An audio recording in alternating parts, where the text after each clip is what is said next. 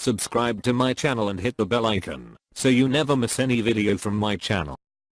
Hi, here is my new video on wound. This wound history is unknown, but I will introduce you about the wounds, some kind of history that I know. As you can see in the video that leg muscles is completely damaged, and it clearly indicates the severe infections of this patient's leg that are not healing. As you can see, that should be investigated to find the causes. The many microbial agents may be responsible. The basics work of includes evaluating the wound and it extends the severity.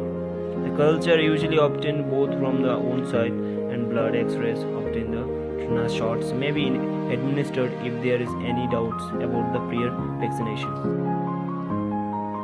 The condition of wound can also indicate the non-healing wounds of the diabetic foot are considered one of the most significant complications of diabetes, representing a major worldwide medical. Please subscribe my channel and give me your opinion.